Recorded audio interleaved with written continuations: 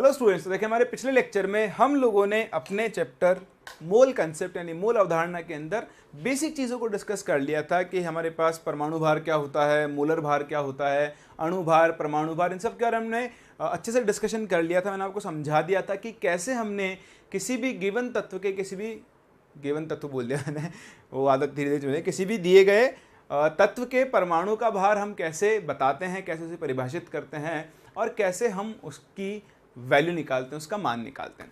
आज हम लोग वहीं से आगे बढ़ने जा रहे हैं। जैसे मैंने आपसे कहा था, आज मैं आपको सिखाऊंगा कि एक्चुअली जो मोल अवधारणा है वो क्या है, कैसे हम लोग मोल्स कैलकुलेट करते हैं अलग अलग चीज़ों के लिए, अलग अलग दी गई चीज़ों से हम लोगों को मोल अच्छे से कैलकुलेट करना आना चाहिए। तो अब शुरू करते हैं, आगे बढ़ते हैं यहीं से और फिर से हमारे चैप्टर का नाम हम कंटिन्यू कर रहे हैं जो कि है मोल अवधारणा।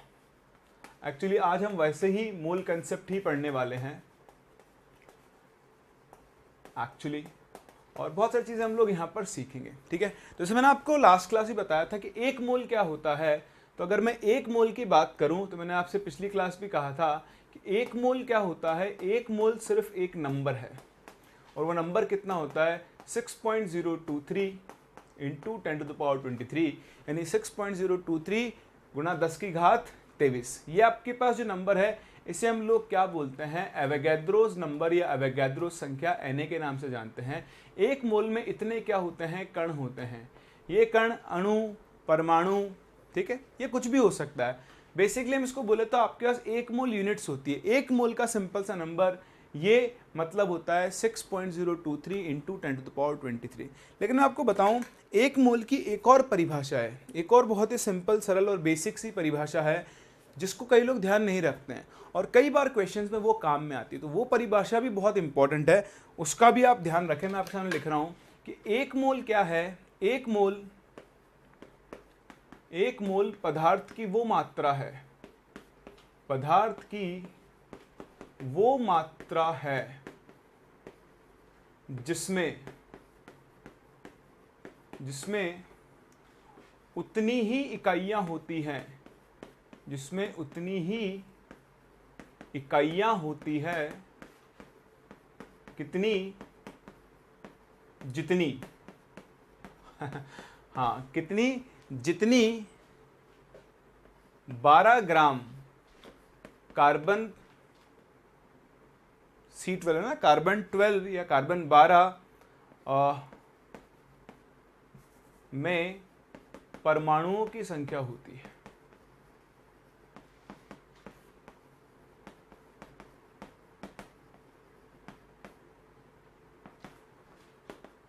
तो ये आप जरूर ध्यान रखना, ये एक मोल की बेसिक डेफिनेशन है, बेसिक परिभाषा है कि 12 ग्राम कार्बन 12 में जितनी परमाणुओं की संख्या होती है उसे ही हम लोग क्या बोलते हैं, एक मोल। एक्चुअली जब आप कैलकुलेट करते हो तो 12 ग्राम कार्बन 12 में इतने ही कण आते हैं, इतने ही परमाणु आते हैं और इसी संख्या को एक मोल नाम दे दिया गया है। ये जो संख्या में से Na बोलते हैं, मैं आपको बता चुका हूँ।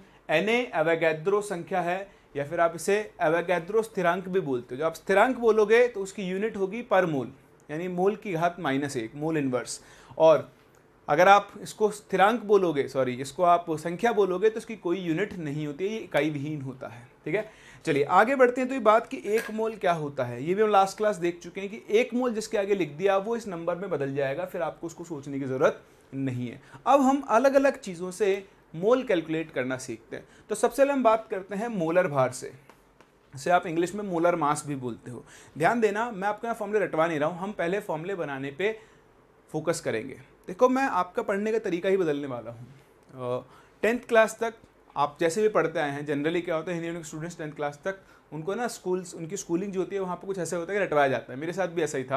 और जब वो 11th और 12th में आते हैं और वो कॉम्पिटिटिव एग्जाम्स की तैयारी करते हैं तो बहुत प्रॉब्लम आती है कि वो जो आदत है वो बदलती नहीं है। तो उनको मैं बदल रहा हूँ। हम फॉर्मूले तो याद रखेंगे, वो आपको अपने आप याद हो जाएंगे, पहले आपको बनाने आने चाहिए। तो ध्यान से सुनो, मैंने आपको पिछली क्लास मोलर भार सिखाया था।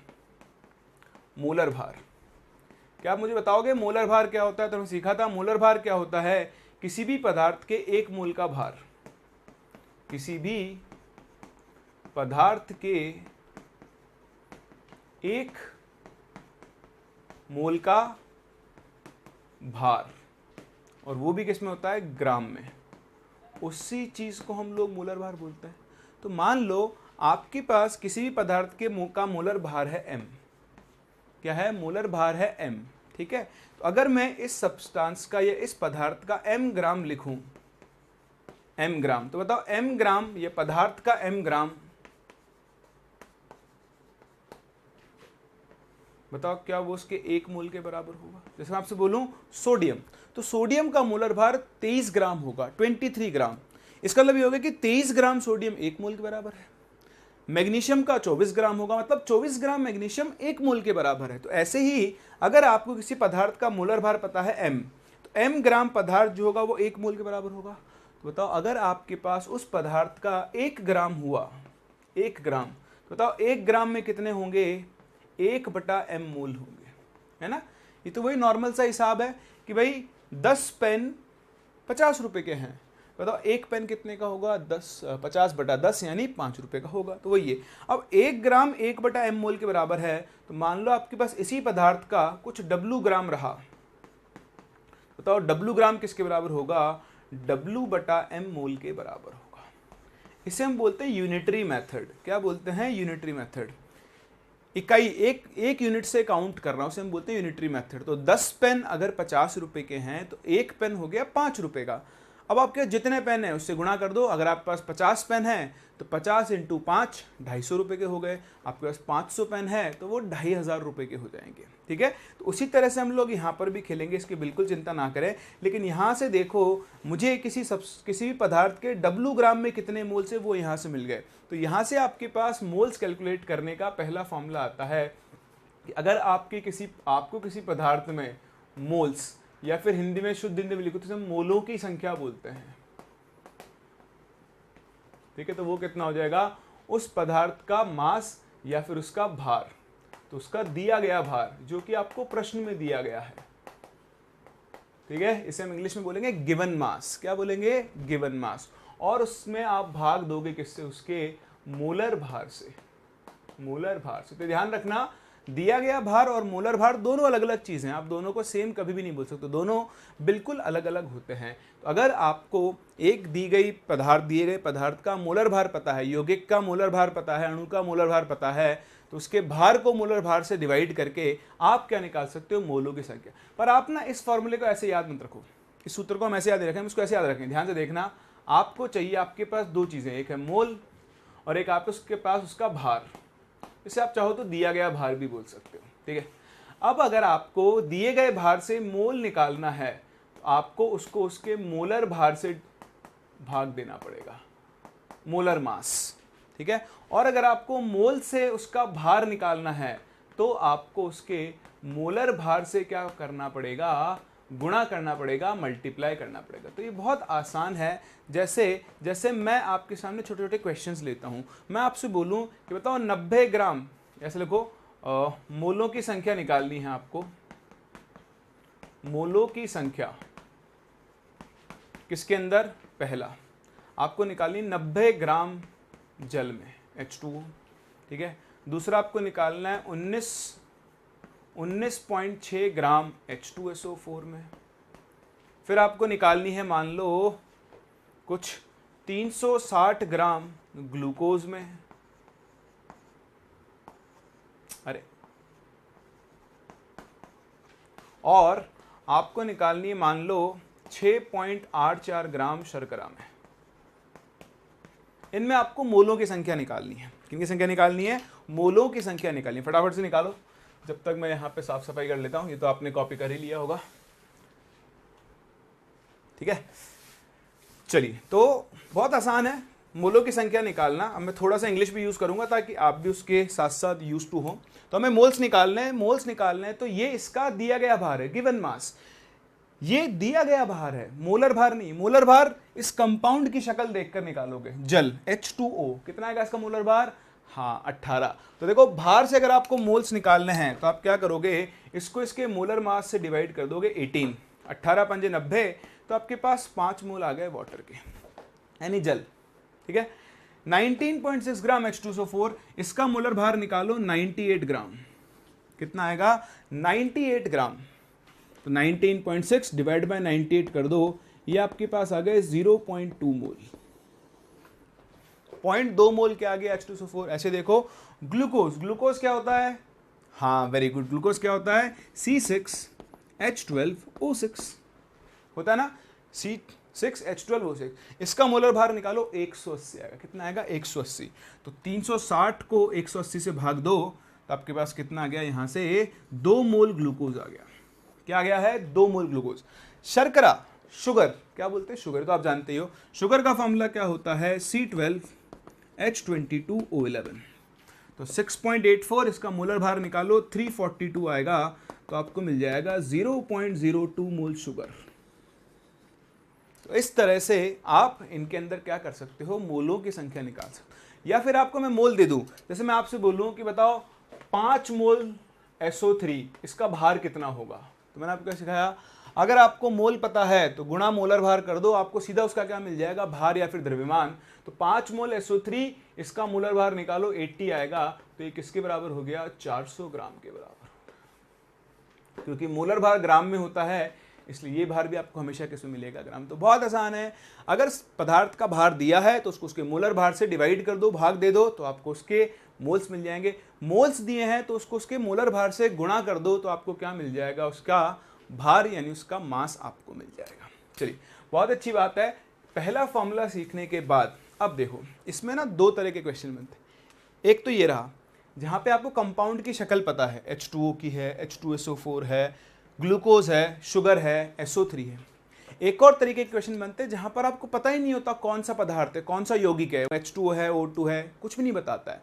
उनसे डील करना आपको बहुत अच्छे से आना चाहिए। बट उससे पहले मैं आपको एक और चीज़ सिखाऊं, बहुत ध्यान से देखना। हम बोलते हैं ग्राम परमाणुओं की संख्या, ग्राम परमाणुओं की संख्या, या फिर हम एक और चीज बोलते हैं ग्राम अणुओं की संख्या। इनसे आपको बहुत अच्छे से खेलना आना चाहिए। ये छोटे छोटे ऐसे वर्ड्स हैं जो आपको परेशान कर सकते हैं और क्वेश्चन के अंदर आपको दिखाई नहीं देते हैं। ग्राम परमाणु की संख्या परमाणुओं के मोल के बराबर होती है। मतलब अभी बताता हूं, और ये अणुओं के मोल के बराबर होता है, यानी ये बेसिकली मोल्स के बराबर ही होता है। समझने की कोशिश करना। जैसे मैं आपसे बोलूं मेरे पास 5 ग्राम परमाणु नाइट्रोजन के हैं, ठीक है, और मेरे पास 5 ग्राम अणु नाइट्रोजन के हैं, तो इन दोनों में क्या फर्क है ये आपको समझना होगा। तो 5 ग्राम परमाणु नाइट्रोजन के, क्या लिखा है, परमाणु। तो पहली बात तो ग्राम परमाणु की संख्या, ग्राम परमाणु की संख्या उसके मोल्स के बराबर होती है। इसका मतलब आपके पास यहां पर 5 मोल N है, यानी नाइट्रोजन के परमाणु है। देखो खुद ही बता रहा है, कोड दिया हुआ है लैंग्वेज में, उसको ब्रेक करना है। आपको दिया हुआ है कि यहाँ 5 ग्राम परमाणु है तो 5 मोल N हो गया। क्या बोला, 5 ग्राम अणु नाइट्रोजन के अणु, यानी वो बात कर रहा है N2 की। तो बताओ वो किसके बराबर होगा, ये आपके पास 5 मोल N2 के बराबर होगा। तो मेरे प्यारे विद्यार्थियों, आपको ये बहुत अच्छे समझ में आना चाहिए कि 5 ग्राम अणु और 5 ग्राम परमाणु में क्या फर्क होता है। ठीक है, ग्राम परमाणु की संख्या आपको परमाणुओं के मोल देगी और ग्राम अणुओं की संख्या आपको अणुओं के मोल्स देगी। ठीक है, इसी बात पे हम एक और प्रश्न करते हैं, उससे आपको समझ में आएगा कि एक्चुअली मैं आपको यहाँ पे क्या समझाना चाह रहा हूँ। तो लिखें एक और छोटा सा क्वेश्चन आपको मेरे साथ लिखने ही होंगे। क्वेश्चन ये कह रहा है कि किसी अज्ञात तत्व के एक परमाणु का भार मान लो 6.6 गुणा 10 की घात -24 ग्राम है। ठीक, इस तत्व के 4 किलोग्राम में ग्राम परमाणुओं की संख्या ज्ञात करें। तो इसमें आपको ग्राम परमाणुओं की संख्या ज्ञात करनी है।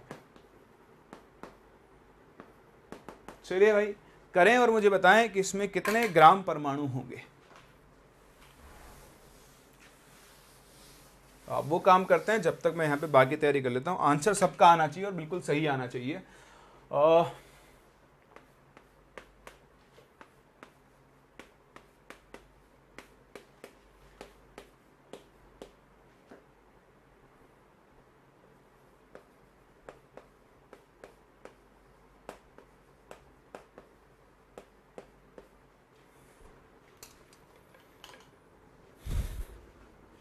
आया आंसर? चलो देखते हैं कैसे करेंगे इस क्वेश्चन को। इसका आंसर आएगा शायद 1000।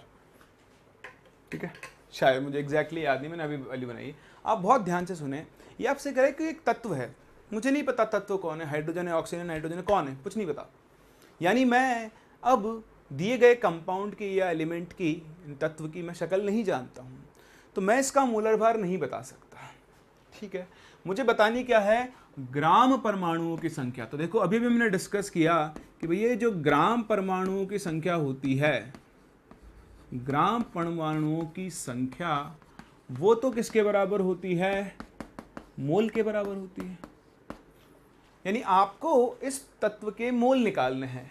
अच्छा तो मोल निकालने का फॉर्मूला आपने अभी भी सीखा कि मोल निकालने के लिए देखो क्या दिया आपको, उसका भार दिया है। तो हम क्या लिख सकते हैं, दिया गया भार और उससे हम उसमें हम भाग किससे देंगे, मोलर भार से भाग देंगे। भाग लेंगे नहीं, भाग जाओ देख के, है ना, भाग लेंगे नहीं, भाग देंगे। बताओ दिया गया भार कितना है, 4 किलोग्राम। इसमें आप भाग दोगे मोलर भार से। बताओ उसका मोलर भार कैसे निकालेंगे। अच्छा, हम मोलर भार निकालें उससे पहले एक और बड़ी महत्वपूर्ण बात, बहुत ही इंपॉर्टेंट चीज, दिया गया भार। बताओ मोलर भार हमेशा किस में लिखा जाता है, ग्राम में, है ना। बताता है इसकी इकाई होती है ग्राम पर मोल। ये दिया गया भार भी किस में होना चाहिए, ग्राम में। तो सबसे पहले तो आप इसे बदल दो ग्राम में, तो ये जाएगा 4000 ग्राम। और अब आप इसे भाग दोगे मोलर भार से। मोलर भार मुझे तो पता ही नहीं है कौन है, तो मोलर भार कैसे निकालूंगा। तो ध्यान से देखें मित्रों, यहां पर आपको एक परमाणु का भार दिया हुआ है। क्या दिया हुआ है, एक परमाणु का भार। और ये मैं आपको सिखा चुका हूं पिछली क्लास में कि मोलर भार क्या होता है, एक परमाणु का भार या एक यूनिट का भार या एक इकाई का भार ग्राम में, और उसे आप किससे मल्टीप्लाई करते हो, हाँ, एवोगैड्रो संख्या से मल्टीप्लाई करते हो। तो देखो आप यहाँ पे लिखोगे कि एक परमाणु का भार कितना है, 6.6 गुणा 10 की घात -24 गुणा Na, एवोगैड्रो संख्या कितनी, 6 गुणा 10 की घात 23। तो ध्यान से देखें, 23, 24 -1 बचेगा, 6.6 गुणा 6, तो 6.6 गुणा 6, 6 36, 6 3, 6 36 3 39, 39.6 और एक -1 है। तो ओवरऑल ये जो पूरी आप वैल्यू कैलकुलेट करोगे तो ये आ जाएगी 3.96। ये तो अप्रोक्सीमेटली 4 ही आ गया। तो देखो 4 से 4 कैंसिल, कितना आएगा, 1000 मोल। यानी इस पदार्थ के 4 किलो में ग्राम परमाणु की संख्या कितनी होगी, 1000 होगी। पूरी बात समझ में आती है। तो जो ना ग्राम अणु या ग्राम परमाणु, इसका मतलब आपको बहुत अच्छे से समझ में आना चाहिए। आ गया, चलिए बहुत ही अच्छी बात है। आ गया तो मैं आपको सिखाता हूं दूसरा तरीका, दूसरा फॉर्मूला बनाते हैं। लिखा हुआ है 1 मोल इकाई। 1 मोल का मतलब क्या होता है, Na इकाइयां या फिर कण। कण को हम इंग्लिश में बोलते हैं पार्टिकल्स। ठीक है, तो अगर आपके पास किसी पदार्थ के 1 मोल कण है या 1 मोल इकाइयां हैं, सॉरी Na इकाइयां हैं, तो अगर आपके पास Na इकाइयां हैं तो बताओ वो किसके बराबर होती है, 1 मोल के बराबर। तो अगर आपके पास उसकी एक इकाई है, एक इकाई, तो बताओ एक इकाई किसके बराबर होगी, हाँ वेरी गुड, वो 1/Na मोल के बराबर होगी। तो अगर आपके पास उसकी कुछ मान लो 5 इकाई है, 5, बताओ 5 इकाई किसके बराबर होगी, 5/Na। 10 इकाई हुई तो 10/Na मोल, 20 इकाई हुई तो 20/Na मोल। तो अगर आपके पास किसी पदार्थ की n इकाइयां हैं, तो बताओ n इकाई जो होगी वो किसके बराबर होगी, n/Na मोल के बराबर। तो यहां से मेरे पास एक दूसरा फॉर्मूला बन गया, वो ही मोल निकालने का। क्या बन गया? आपको पदार्थ की इकाइयों की संख्या, वो अणु भी हो सकते हैं, परमाणु भी हो सकते हैं, तो पदार्थ की इकाइयों की संख्या, और उस संख्या को आप किससे विभाजित कर देंगे? एवोगैड्रो संख्या Na से, तो आपको क्या मिल जाएगी? मूलों की संख्या। लेकिन फिर से जैसे हमने वहाँ किया, हम इस फॉर्मूले को, इस सूत्र को भी ऐसे याद नहीं रखेंगे। हम तो बहुत सिंपल सी भाषा में बोलेंगे कि अगर आपको मोल निकालना है और आपके पास उस पदार्थ के इकाइयों की संख्या है, क्या है? इकाइयों की संख्या है, तो बस बहुत ही अच्छी बात है। हम क्या कर देंगे? अगर मुझे इकाइयों की संख्या से मोल निकालना है तो हम उसे डिवाइड कर देंगे Na से, और अगर मुझे मोल से इकाइयों की संख्या निकालनी है तो हम उसे मल्टीप्लाई कर देंगे Na से, कर देंगे ना। तो इस तरह से हम मोल और मोल से इकाइयों की संख्या, इकाइयों की संख्या से मोल। फिर से देखो क्वेश्चन, मैं आपसे बोलूं कि मेरे पास मान लो 1.204 गुणा 10 की घात 20 या मान लो 26 नाइट्रोजन अणु हैं, तो बताओ इसमें मोलों की संख्या कितनी होगी? तो कुछ नहीं करना, ये रही अणुओं की संख्या, इसको भाग दे दो किससे? 6.023 से, तो आपको इंटू 10⁻23, ठीक है। तो अब इसको ऐसे लिख लो, 6.02 लिख लो, तो देखो इससे गया ये 0.2 टाइम्स 10⁻26, 26 23, ऊपर आगे 3 बचेगा, तो आपके पास आ जाएगा 200 मोल। तो यहाँ से आपको क्या मिल जाएगी? नाइट्रोजन के मोलों की संख्या मिल जाएगी। तो बड़ा ही आसान होता है, अगर आपको मोल पता है तो आप इकाइयों की संख्या यानी अणुओं की संख्या, परमाणुओं की संख्या, किसी भी चीज़ की संख्या निकाल सकते हो, या फिर आपको उसकी इकाइयों की संख्या पता है, उसको Na से भाग देकर आप क्या निकाल सकते हो? मोल निकाल सकते हो।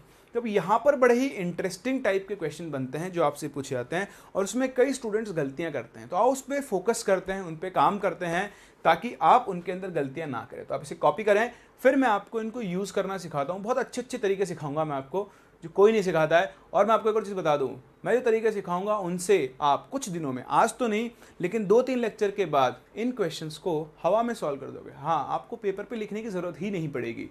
तो उनको सीखने के लिए हम चलते हैं आगे। कॉपी करो, फिर स्टार्ट करते हैं।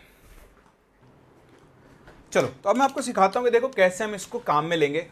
ठीक है, पहले मैं आपको वही नॉर्मल तरीका सिखाऊंगा जो हम सभी लोग जनरली यूज़ भी करते हैं। फिर हम एक अलग से तरीका सीखेंगे जिससे आप कई तरह के प्रश्नों को एक एक लाइन में सॉल्व कर दिया करोगे। ठीक है, तो इसको समझने के लिए मैं आपके सामने एक छोटा सा प्रश्न लेकर चल रहा हूँ, एक छोटा सा क्वेश्चन ये है कि मान लो आपके पास है 18 ग्राम ग्लूकोज में 18 ग्राम ग्लूकोज में आप निकालो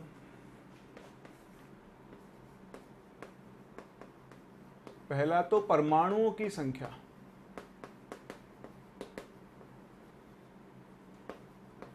ठीक, और दूसरा हर प्रकार के परमाणुओं की संख्या, हर प्रकार के परमाणुओं की संख्या। तो एक तो आपको परमाणुओं की संख्या निकालनी है और एक हर प्रकार के परमाणुओं की संख्या आपको निकालनी है। दो चीज़ें आपको निकालनी, किसमें? 18 ग्राम ग्लूकोज में। तो कैसे निकालेंगे, ध्यान से देखें। पहले हम बिल्कुल सिंपल और नॉर्मल तरीका यूज़ करेंगे। भैया आपको 18 ग्राम ग्लूकोज में परमाणु की संख्या निकालनी है। किसी भी प्रश्न को करने से पहले आप उसकी एक रूपरेखा बनाएं, आउटलाइन। मुझे काम क्या करना है, मुझे परमाणु की संख्या निकालनी है, तो मैं इस पर लगाऊंगा वही यूनिटरी मेथड। मैं सबसे पहले ग्लूकोज के एक अणु को देखूंगा। तो अगर मैं एक ग्लूकोज के अणु को देखूं, यानी एक C6H12O6 अणु, इस अणु को अगर मैं देखूं तो देखो इसके अंदर 6 कार्बन परमाणु हैं, इसके अंदर 12 हाइड्रोजन परमाणु हैं, और इसी के अंदर 6 क्या हैं? ऑक्सीजन के परमाणु हैं। अब मैं क्या करूंगा, कहीं से भी ग्लूकोज के अणुओं की संख्या ढूंढ लाऊंगा। अगर मुझे ग्लूकोज के अणु मिल गए तो उसके एक अणु में जितने परमाणु हैं उससे मैं गुणा करता जाऊंगा। तो ध्यान से देखें, मेरे पास 18 ग्राम ग्लूकोज है। 18 ग्राम ग्लूकोज में अगर मैं मोल निकालूं तो बताओ इसके मोल कितने आ जाएंगे? मोल आ जाएंगे इसका दिया गया भार बटे इसका मोलर भार। तो मोलर भार निकालोगे ना, वो 180 आएगा, मैंने अभी बताया भी था। तो आपके पास 0.1 मोल ग्लूकोज बन जाएगा। अब ध्यान से देखो, ये आपके पास ग्लूकोज के मोल आ गए। बताओ ग्लूकोज एक अणु है या परमाणु है? अणु है। तो अगर ये अणु है तो इसके मोलों को Na से गुणा करने पर आपको इसके अणुओं की संख्या मिल जाएगी। तो 0.1 Na अणु आपको किसके मिल जाएंगे? ग्लूकोज के। तो आपको ग्लूकोज के अणुओं की संख्या मिल गई है, ये समझने की जरूरत है। अगर ये एक परमाणु होता तो उसके मोल को Na से गुणा करने पर आपको उसके परमाणुओं की संख्या मिल जाती है, वो भी हम देखते हुए चलेंगे। अब आप देखो, कहानी बहुत ही आसान है। अगर ग्लूकोज के एक अणु में 6 कार्बन परमाणु है, 12 हाइड्रोजन परमाणु है और 6 ऑक्सीजन परमाणु है, तो बताओ जब आपके पास ग्लूकोज के 0.1 Na अणु है, C6H12O6 अणु, तो देखो उसमें अगर एक में 6 हैं तो इतने में कितने होंगे? 0.1 Na गुणा 6 यानी 0.6 Na कार्बन परमाणु हो जाएंगे। इसी में 12 गुणा 0.1 तो कितना हो जाएगा? 1.2 Na हाइड्रोजन के परमाणु हो जाएंगे और 0.6 Na ऑक्सीजन के परमाणु हो जाएंगे ना। तो ये तो गए हर प्रकार के परमाणु। अगर आपको परमाणु की संख्या चाहिए, मतलब सभी का आपको क्या चाहिए होगा? योग चाहिए होगा, सम चाहिए होगा। तो जोड़ो 1.2, 0.6, 0.6, 1.2, टोटल कितना हो जाएगा? 2.4 Na। चाहो तो आप अपना आंसर Na के टर्म्स में लिख सकते हो, या चाहो तो Na की जगह 6.023 गुणा 10⁻23 ये लिख सकते हो। हर प्रकार के परमाणु की संख्या, तो कार्बन हो गया 0.6 Na, वैल्यू रख लेना। हाइड्रोजन कितना हो गया? 1.2 Na और ऑक्सीजन कितना हो गया? 0.6 Na। समझ गए? ये है आम जिंदगी, आम जिंदगी जिससे सभी लोग करते हैं। आओ मैं आपको सिखाता हूँ E2 जिंदगी। कौन सी जिंदगी? E2 जिंदगी, मतलब अपना तरीका, बहुत आसान तरीका, बहुत ही सिंपल। इसको आप समझें, बहुत ध्यान से सीखें इन क्वेश्चंस को, और इस तरह के कई क्वेश्चंस को आप फटाफट सॉल्व कर दोगे, पर टाइम लगेगा, प्रैक्टिस आपको करनी पड़ेगी। तो ध्यान से देखें, मैं वापस से ग्लूकोज का ही एग्जाम्पल ले लेता हूँ, ठीक है? तो मुझे थोड़ी सी जगह चाहिए होगी, तो प्रश्न तो आपने लिख ही लिया होगा और इसका उत्तर भी आपने लिख लिया होगा, ठीक है? चलो मैं आपको समझाता हूँ। मैं आपसे बात करता हूँ कि मेरे पास H2SO4 का एक अणु है, तो मैं एक H2SO4 के अणु की बात करूँ, ठीक है? तो बताओ उसमें कितने हाइड्रोजन के परमाणु हैं? 2 हाइड्रोजन परमाणु हैं। इसमें एक सल्फर का परमाणु है यानी एटम, और इसमें 4 ऑक्सीजन के परमाणु हैं। ठीक है, एक में है। अच्छा चलो मैं एक की जगह इसके Na ले लेता हूँ, NaH2SO4 एवोगाड्रो संख्या के बराबर। NaH2SO4 जब आपके पास अणु होंगे तो बताओ उसमें कितने होंगे? उसमें 2 Na हाइड्रोजन के परमाणु होंगे। उसमें Na क्या होंगे? सल्फर के परमाणु होंगे और उसमें 4 Na ऑक्सीजन के परमाणु होंगे। बोलो होंगे? अभी हमने सीख तो लिया Na का मतलब क्या होता है? एक मोल। जिस चीज के आगे Na लग गया वो किस में परिवर्तित हो जाएगी? किस में कन्वर्ट हो जाएगी? मोल्स में कन्वर्ट हो जाएगी। किस में कन्वर्ट हो जाएगी? मोल्स में कन्वर्ट हो जाएगी। तो ध्यान से देखो, अगर यहाँ पर NaH2SO4 अणु लिखा हुआ है तो क्या मैं इसे एक मोल, ये इंग्लिश में लिख रहा हूँ मैं, है ना, H2SO4 के अणु लिख सकता हूँ? हाँ सर बिल्कुल लिख सकते हैं। अच्छा इसमें ना ये ट्रिपल यूज करता हूँ, बराबर नहीं है। ट्रिपल का मतलब क्या है कि एक में इतने हैं। तो देखो एक मोल H2SO4 में देखो 2 Na का मतलब कितना हो गया? 2 मोल हाइड्रोजन के परमाणु होंगे, ठीक है? अच्छा बताओ सल्फर के कितने होंगे? 1 मोल सल्फर होगा और इसमें 4 मोल क्या होगा? ऑक्सीजन होगा। क्या आपको ये दिखाई दे रहा है कि 1 मोल H2SO अगर आप ले लो तो उसमें 2 मोल हाइड्रोजन है, 1 मोल सल्फर है और 4 मोल ऑक्सीजन है। अब आप इन दोनों को जरा ध्यान से देखें, एक H2SO4 में 2 हाइड्रोजन थे और 1 मोल H2SO4 में क्या है? 2 मोल हाइड्रोजन। तो एक बड़ा ही इंपॉर्टेंट तथ्य, एक इंपॉर्टेंट स्टेटमेंट है, ये मेरा ही बनाया हुआ है इसलिए ध्यान दें। एक अणु में जितने परमाणु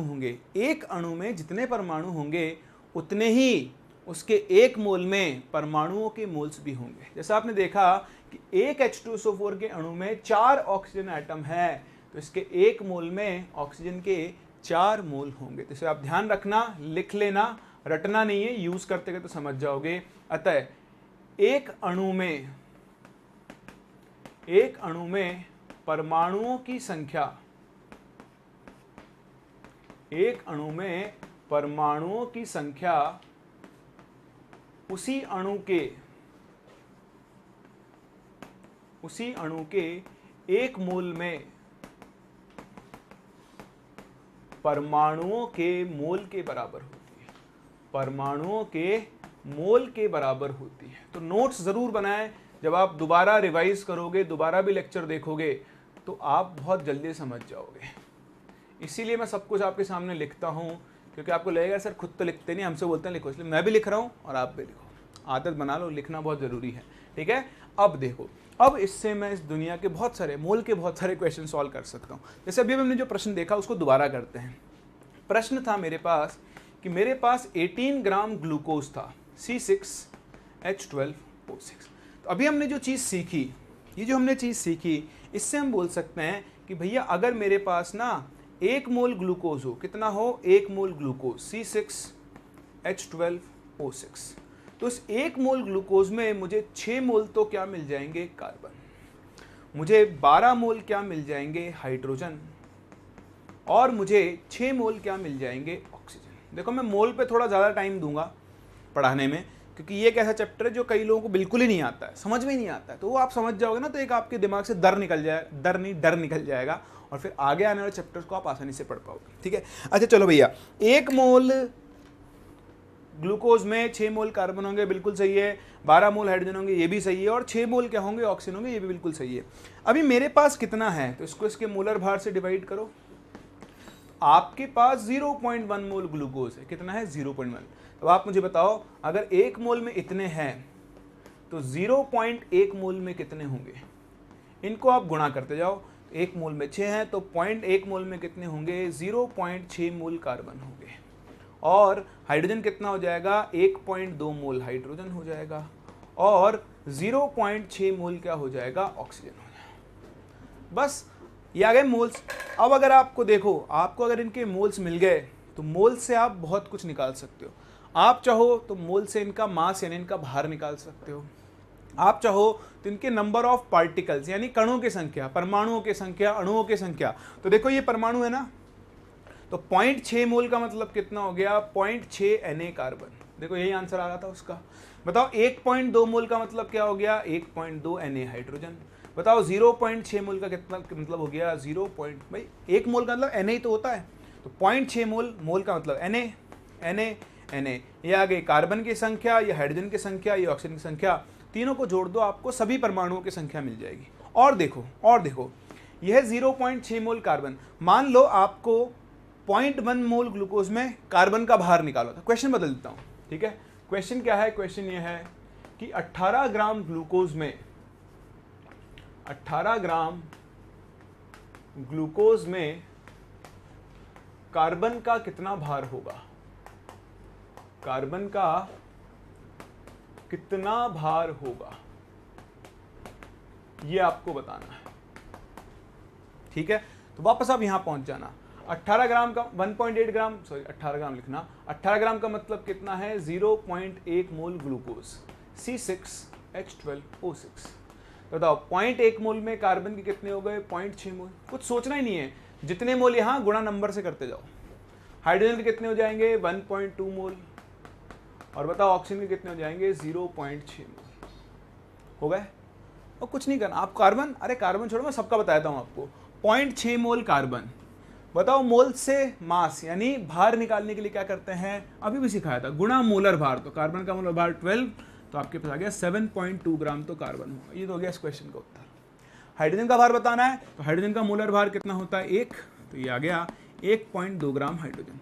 ऑक्सीजन का बताना है, ऑक्सीजन का मोलर भार होता है 16, एक अकेला वो है ना, 9.6 ग्राम क्या हो जाएगा, ऑक्सीजन। देखो जोड़ लो, 7.2 प्लस 1.2 कितना हो गया, 8.4। 8.4 प्लस 9.6, 18 ग्राम आ गया ना। तो ये जो चीज़ मैंने आपको सिखाई, ये बहुत काम की चीज़ है। इससे आप उल्टा सीधा कैसे भी खेल सकते हो, भार भी निकाल सकते हो, अणुओं की संख्या, परमाणु की संख्या, इलेक्ट्रॉन, प्रोटॉन, न्यूट्रॉन सब निकाल सकते हो। हम सीखेंगे एक एक करके, स्टेप बाय स्टेप। तो ये तो हुई बात, ये जो मैंने आपको चीज़ सिखाई ये बहुत इंपॉर्टेंट है। आओ चलते हैं आगे और क्वेश्चन सॉल्व करते हैं ना, और क्वेश्चन सॉल्व करते हैं। चलो अब एक क्वेश्चन आपके लिए है, पहले आप इसे सॉल्व करो फिर मैं आगे बढ़ूंगा, है ना। तो क्वेश्चन बड़ा ही आसान है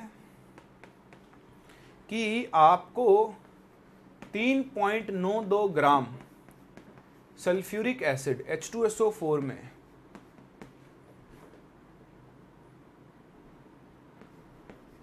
सभी प्रकार के परमाणुओं की संख्या, है ना, दोनों काम करने आप, परमाणुओं की संख्या एवं उनका भार भी निकालें। ठीक है, कई जगह आपको द्रव्यमान लिखा हुआ मिल सकता है, मैं भार टर्म यूज करता हूं, तो आप देख लेना। चलिए ये क्वेश्चन करें, फिर थोड़ा और आपके दिमाग के द्वार खोलते हैं। अब हम उल्टा काम भी करेंगे। अभी मैंने आपको भार से परमाणु की संख्या, अणु की संख्या निकालना सिखाया। अब मैं उल्टा काम दे रहा हूं, आपको ट्राई करना है, फिर हम इनको डिस्कस करेंगे। तो जो हमारा अगला प्रश्न है वो है ये कि मैं लेता हूं आप सामने H3PO4, इसे हम बोलते हैं फॉस्फोरिक एसिड, फॉस्फोरिक अम्ल, है ना।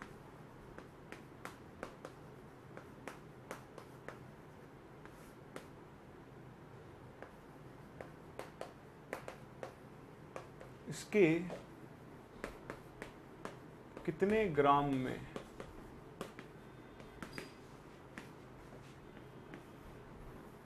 6.023 इंटू 10⁻22 अणु होंगे। दूसरा,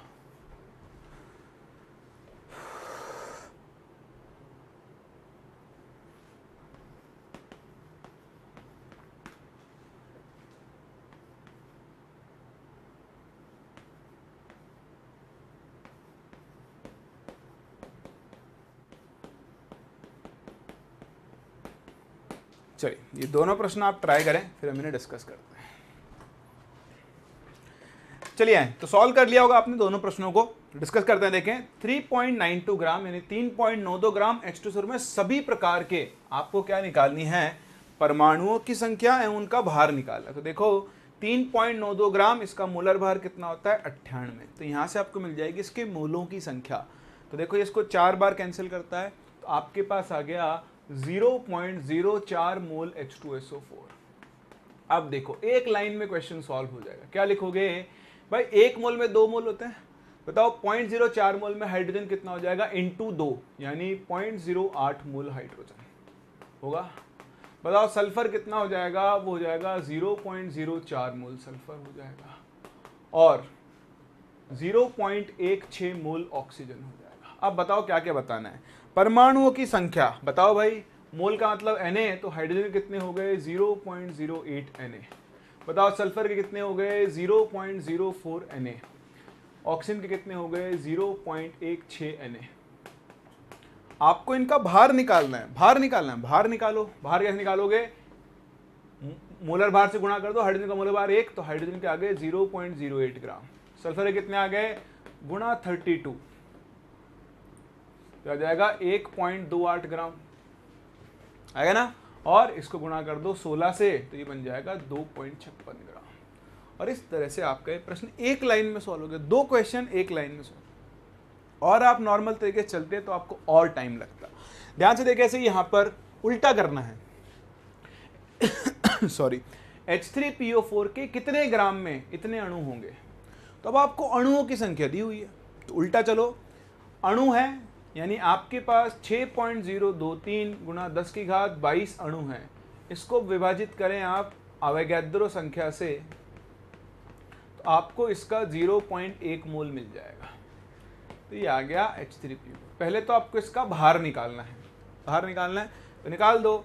मोल से भार निकालने के लिए इसके मोलर भार से गुणा करेंगे, तो ये आपका बन जाएगा 9.8 ग्राम। अणुओं की संख्या दी हुई थी, अणुओं की संख्या से पहले आपने मोल निकाला, और मोल से आपने इसका क्या निकाल लिया, भार निकाल लिया। फिर से देखें इसका दूसरा पार्ट, दूसरे पार्ट में आपको ऑक्सीजन के परमाणु दिए हुए हैं, ठीक है। तो आप फिर से यही तरीका यूज करोगे। ध्यान से देखो, मैं इधर लिख रहा हूं इसको, मेरे पास अगर 1 मोल H3PO4 हो,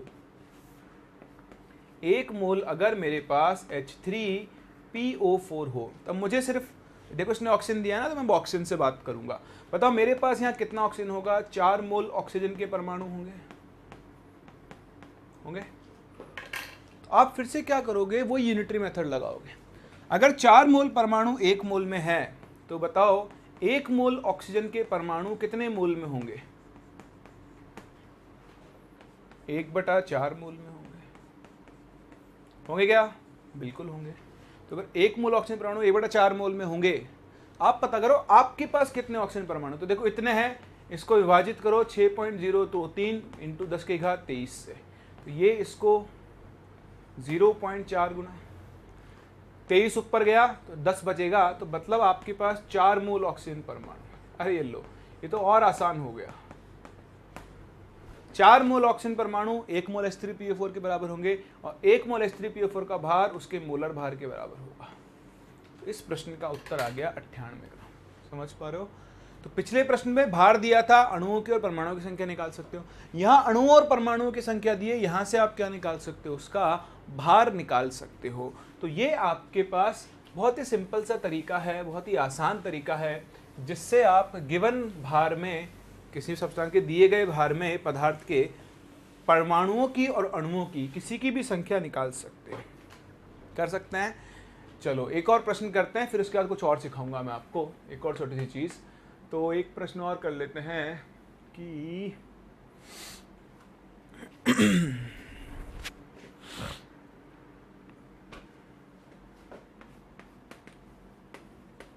H2SO4 के कितने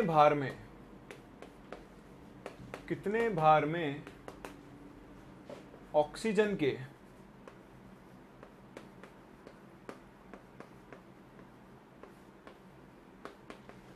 0.25 मोल परमाणु होंगे? इसको आप हिंदी लिखना मोल में, है ना। तो 0.25 मोल परमाणु H2SO4 के कितने भार में होंगे, ये आपको यहाँ बताना है। आप ही करो जब तक मैं यहाँ पे अपना अगला टॉपिक पढ़ता हूँ। इलेक्ट्रॉन, प्रोटॉन एवं न्यूट्रॉन की संख्या।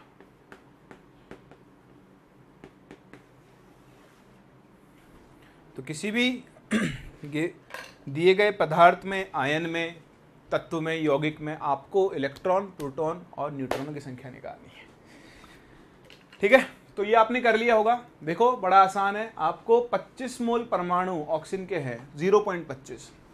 तो आप देखो फिर से वही तरीका, भाई 1 मोल H2SO4, तो 1 मोल H2SO4 में 4 मोल ऑक्सीजन है।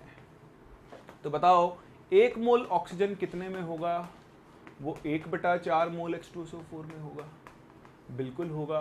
तो आपके पास कितना है? आपके पास 0.25 मोल ऑक्सीजन है। वो कितने में होगा?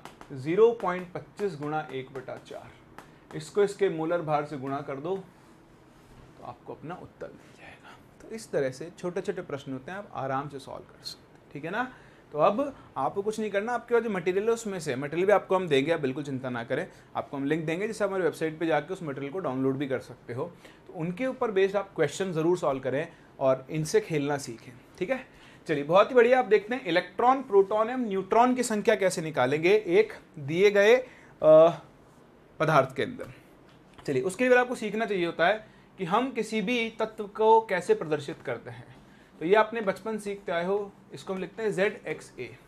यहाँ पर A जो होता है वो इसकी द्रव्यमान संख्या कहलाती है, द्रव्यमान संख्या, जिसे हम इंग्लिश में मास नंबर बोलते हैं, मास नंबर, याद है ना। और ये इसकी परमाणु संख्या कहलाती है, परमाणु संख्या Z, जिसे हम इसका एटॉमिक नंबर बोलते हैं। ठीक है। और ये तो गांव का बच्चा जानता है कि परमाणु संख्या जो होती है, परमाणु संख्या, वो आपको प्रोटॉनों की संख्या दे देगी। तो किसी भी गिवन तत्व में, किसी भी गिवन बोलता हूँ बार बार, समझ लेना भावनाओं को, तो किसी भी दिए गए तत्व में जो प्रोटॉनों की संख्या होती है P, वो किसके बराबर होता है? उसकी परमाणु संख्या Z के बराबर। और अगर वो एक न्यूट्रल आयन हो या न्यूट्रल एटम हो, न्यूट्रल स्पीसी हो, जिसे हम अनावेशित कहते हैं शायद, है ना। तो अनावेशित हो तो उसके लिए क्या होगा, यही चीज इलेक्ट्रॉनों की संख्या के बराबर भी हो जाएगी।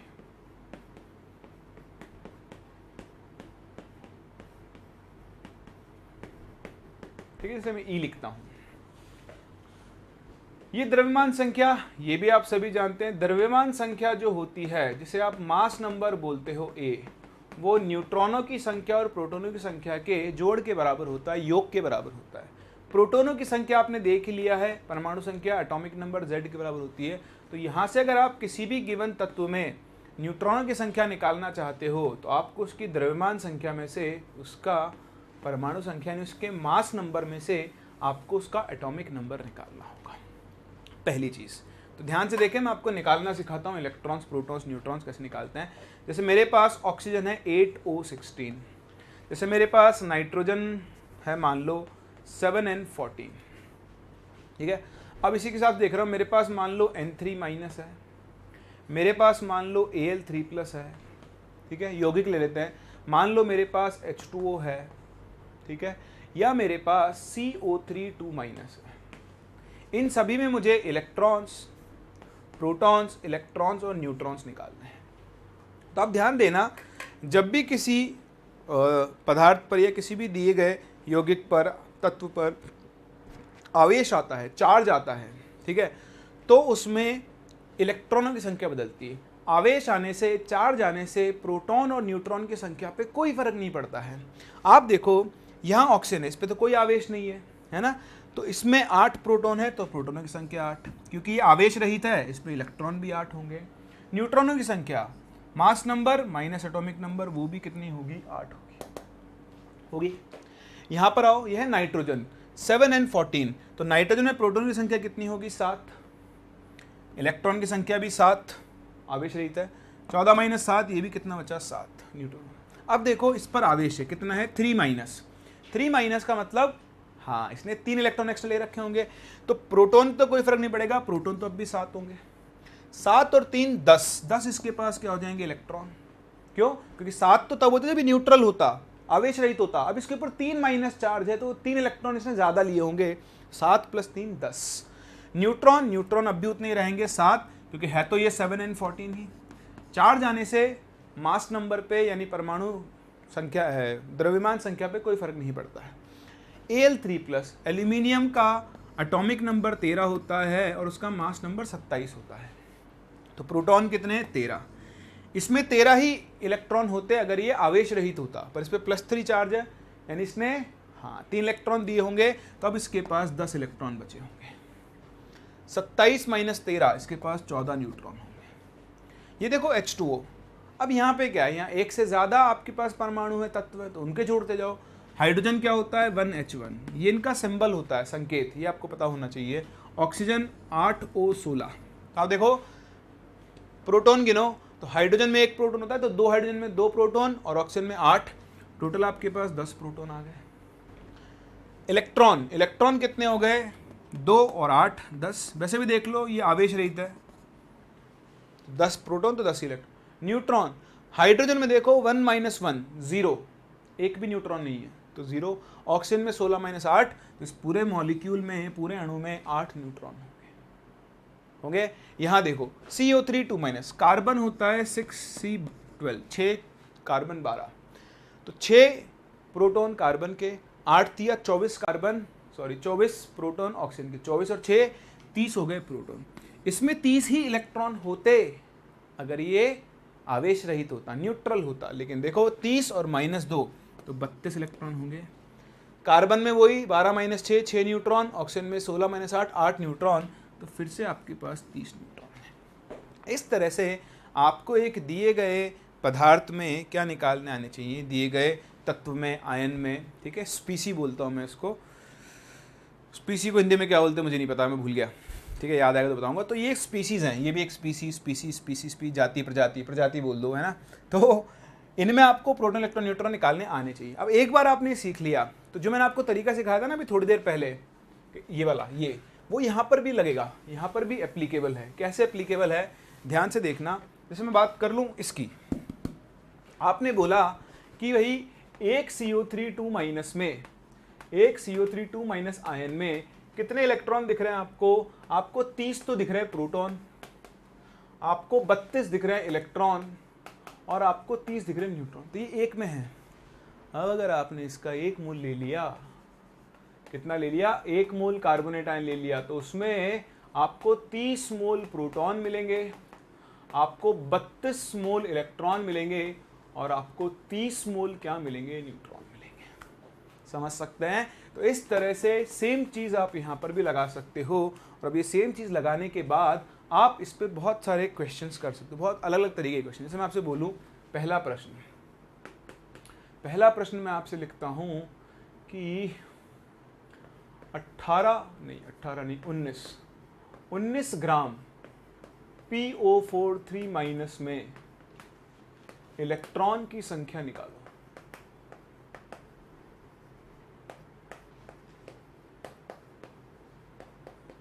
निकालें भाई। फास्फोरस का एटॉमिक नंबर, मास नंबर लिख रहा हूं मैं, ऑक्सीजन तो आपको पता ही है। तो आपको 19 ग्राम PO4 माइनस में इलेक्ट्रॉनों की संख्या निकालनी है।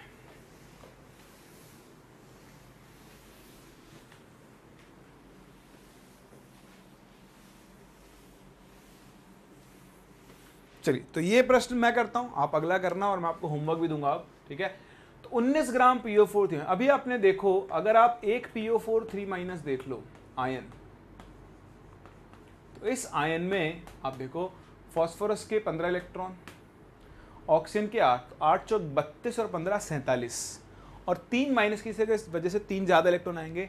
एक आयन में 50 इलेक्ट्रॉन होंगे, बस हो गया। अब अगर इसके एक आयन में 50 इलेक्ट्रॉन है, तो बताओ इसके एक मोल में कितने इलेक्ट्रॉन्स होंगे? कितने होंगे? हाँ, 50 मोल होंगे भैया, 50 मोल। तो पता करो इसका कितना मोल है। भार दिया ना, तो भार से आप निकालो इसके मोल। तो मोल कितने बनेंगे? इसका मास 95 ग्राम बटा इसका मोलर मास, सॉरी उल्टा लिख दिया। इसका मास तो है 19, इसका मोलर भार आएगा 95। आप निकाल लो, 64 और 31 95। तो देखो ये हो गए 1/5 यानी 0.2 मोल। अब वो कैसे भी लिख लो, आप चाहो तो 1/5 लिख लो, 19 5 95, आपकी इच्छा है। आंसर तो सही नहीं आया। अब देखो अगर एक मोल में 50 मोल हैं, तो इसके 0.2 मोल में कितने हो जाएंगे? 50 गुणा 0.2 मोल इलेक्ट्रॉन। तो 5 2 10 मोल आ गए। 10 मोल इलेक्ट्रॉन Na, मतलब 10 मोल इलेक्ट्रॉन, तो संख्या कितनी हो गई? 10 गुणा Na, और यही आपका उत्तर हो जाएगा। समझे पुत्र? यह है तुम्हारा उत्तर। कुछ नहीं करना है, कुछ नहीं करना है, बहुत आसान है। आपको मैंने जो ट्रिक सिखाई ना, ये वाली ट्रिक नहीं है, लॉजिक है। ये सीख लिया आपने तो आप मान लो आप आधी लड़ाई जीत चुके हो मूल से, आप गलती करोगे ही नहीं। चलिए कुछ प्रश्न मैं आपको दे रहा हूँ अब, उल्टे सीधे आड़े टेढ़े, आपको सब कुछ करना ही है। तो आपको बताना है कि भारी जल को जानते हो? वो जल जो भारी हो जाए D2O। D यहाँ पर हाइड्रोजन का एक समस्थानिक है, जिसे हम 1H2 से लिखते हैं, 1H2, और इसे हम ड्यूटेरियम के नाम से जानते हैं। सो भारी जल के आप ले लो 8 ग्राम में न्यूट्रॉनों की संख्या, ये आपको निकालनी है, ठीक है। और बताना है कि कार्बोनेट आयन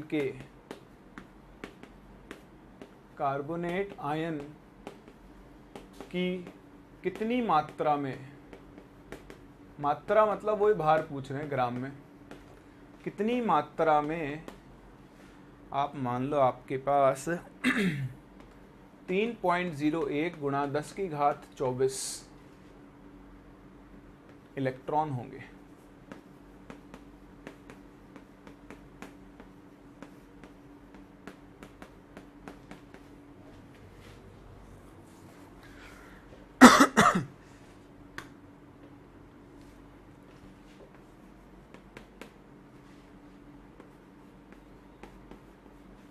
एक और प्रश्न, ये यदि है, यदि 8 ग्राम SO3 में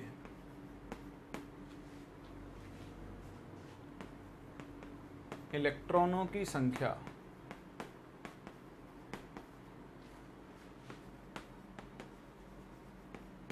यदि मत लिखो,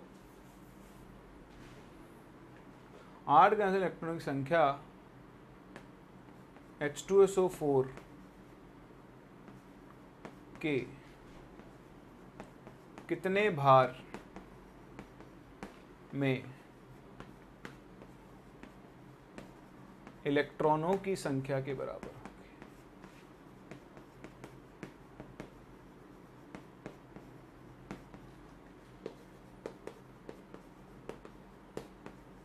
है ना, इसको समझना कि 8 ग्राम SO3 में जितने इलेक्ट्रॉन होते हैं उतने ही इलेक्ट्रॉन H2SO4 के कितने ग्राम में होंगे। ये क्वेश्चन का मतलब ये है, लिखने में थोड़ा सा क्या, 8 ग्राम इलेक्ट्रॉन की संख्या H2SO4 कितने भार में इलेक्ट्रॉनों की संख्या के बराबर होगी। तो ये 3 प्रश्न है, आप इन तीनों को अपने आप से करने की कोशिश करें। ठीक है, आज मैं यहीं तक कंप्लीट कर रहा हूँ। नेक्स्ट क्लास हम इनके आंसर्स भी देखेंगे और फिर यहाँ से हम मोल का एक और फॉर्मूला बनाना सीखेंगे जो कि गैस के आयतन से होता है। ठीक है, मानक दाब और ताप पर जो हम गैस के आयतन से मोल निकालते हैं, फॉर्मूला तो आपने सुना होगा, तो वो क्या होता है, कैसे उसको निकालते हैं, फिर कैसे डील करेंगे।